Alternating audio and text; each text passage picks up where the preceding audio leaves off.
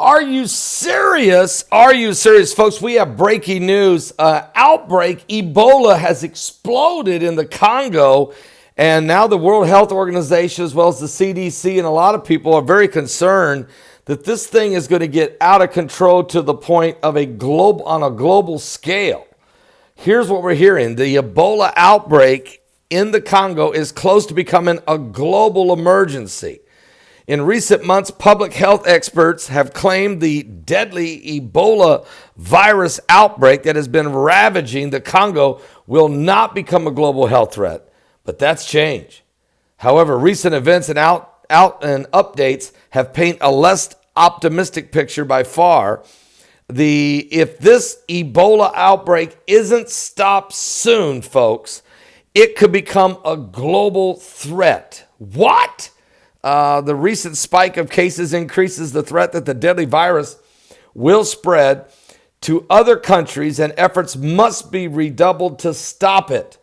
The World Health Organization said last Friday after a meeting of its expert committee.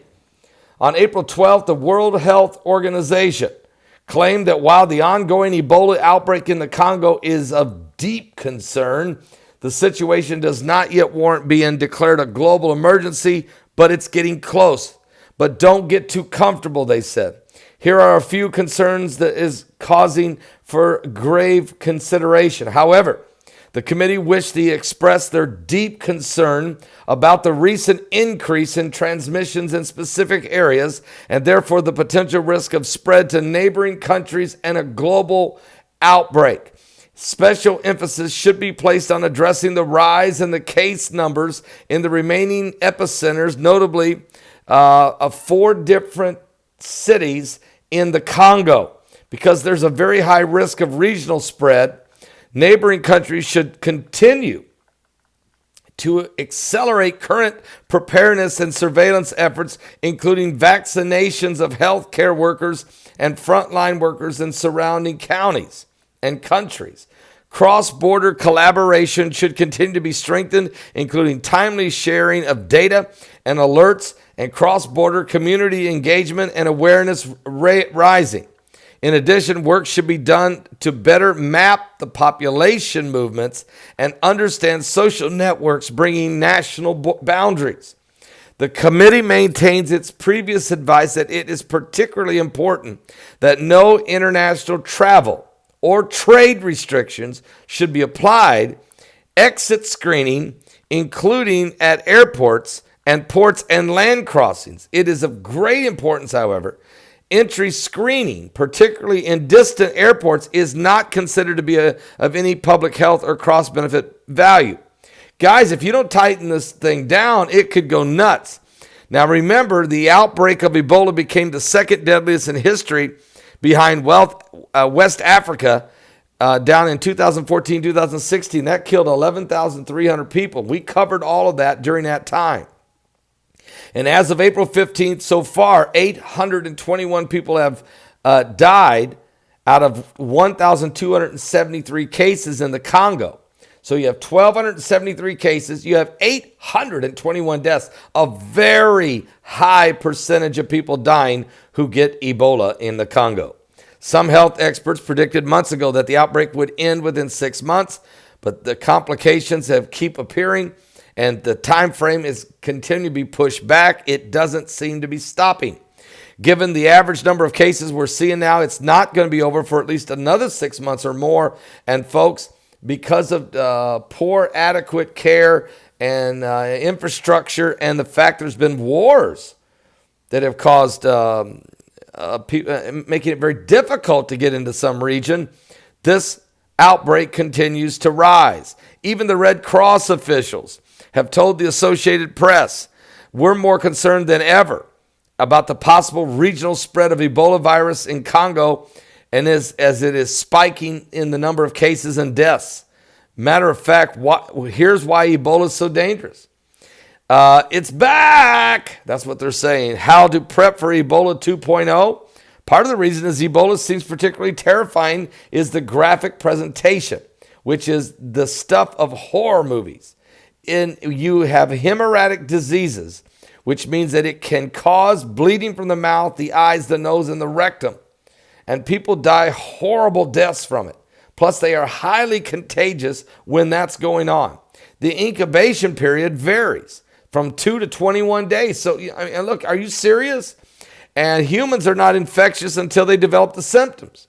First symptoms are the sudden onset of a fever and fatigue, muscle pain, severe headache, sore throat, followed by vomiting, diarrhea, rash, symptoms of impaired kidney and liver functions, and then bleeding from the eyes, from the gums, from the nose, from the mouth, from the rectum. And it just gets out of control. White blood cell counts and platelet counts start to elevate. Liver enzymes go wacky, and the individual starts to go into convulsions from the hemorrhagic results of this horrific disease. And it's sickening, and it's affecting. And what caused Ebola? Well, the feces of fruit bats play a major role in spreading this virus, especially not only just bats, but chimpanzees, gorillas, and then it gets into the human population. And then it's by contact, the virus, by interacting with infected animals, such as hunting or trying to prepare some bush meat to eat. A lot of people like to eat monkey in Congo. If that monkey's infected, then here we go. It gets ugly, and it gets ugly fast. Ebola can spread through contact with bodily fluids like blood, urine, feces, vomit, breast milk, and saliva, and semen. People who have fallen ill or died from it, virus gets into the body through breaks of the skin or through mucous membranes, such as from the eyes, the nose, the mouth. Contaminated needles or syringes is another way it can be transmitted, this virus. Sexual contact is another way. A virus can persist in semen even after a man has recovered from the infection. So, here we go, because it can live dormant in the body. So we've got a real situation developing here in the Congo on a biblical scale. If you think about what Jesus said, in the last days there'd be all these different things, including pestilences or plagues or diseases, earthquakes, volcanic eruptions, asteroids, sinkholes, rising sea waters, raging waters, tsunamis, hurricanes, tornadoes, cyclones, typhoons, monsoons, blood moons, all of it playing a part in these end times. Thunderbolts, dust storms, and the likes. Matter of fact, tonight, we don't even know what to cover. We've got an asteroid that's going to skim by the earth tonight. We had a dust storm of a biblical proportion that has hit India and Pakistan, has killed 103 people. We have tornadoes touching down in Mississippi, destroying homes in Jackson, Mississippi. We have still severe weather scheduled for the rest of tonight and tomorrow in the United States. We have wars and rumors of wars and all kinds of, and then we got the Ebola in the Congo, and it goes on and on and on and on and on. So you say, Pastor, is it all doom? Is it all gloom? No. But we need to be aware we're living in the apocalyptic era. We're on the edge of eternity. We're at the brink of the beast. We're at the apocalyptic hour, the cataclysmic, apocalyptic events on a biblical scale are taking place right before our very eyes. Are you serious? Don't miss tonight's live broadcast. Mike from around the world will join me at 10 p.m. Eastern tonight.